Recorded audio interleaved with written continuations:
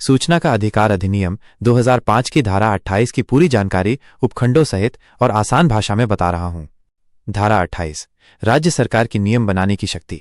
उपखंडवार विवरण। 1. राज्य सरकार राजपत्र ऑफिशियल गजेट में अधिसूचना जारी करके इस अधिनियम के प्रावधानों को लागू करने के लिए आवश्यक नियम बना सकती है। 2. इन नियमों में विशेष रूप से निम्नलिखित विषय शामिल हो सकते हैं। क. धारा 7(1) के अंतर्गत सूचना उपलब्ध कराने की लागत तय करना। ख. धारा 7(5) के अंतर्गत सूचना के लिए लिया जाने वाला शुल्क तय करना। ग.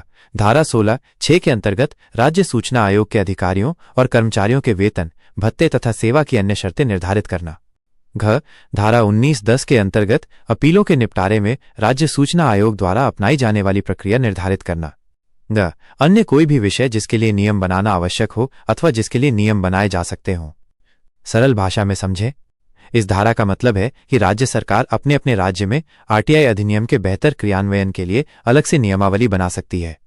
ये नियम केंद्रीय आरटीआई अधिनियम के अनुरूप होने चाहिए, यानी मुख्य अधिनियम का उल्लंघन नहीं होना चाहिए। इन नियमों में आवेदन शुल्क, प्रति पृष्ठ शुल्क, बीपीएल, गरीबी रेखा से नीचे व्यक्तियों के लिए शुल्क माफी, अपील की प्रक्रिया, आयोग का कार्यपद्धति आदि तय किए जाते हैं।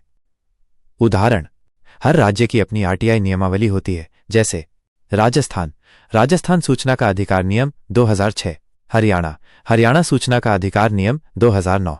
महाराष्ट्र सूचना का अधिकार नियम 2005। उत्तर प्रदेश सूचना का अधिकार नियम 2015। महत्वपूर्ण बातें। 1. केंद्र सरकार की नियम बनाने की शक्ति धारा 27 में दी गई है, जबकि राज्य सरकार की शक्ति धारा 28 में।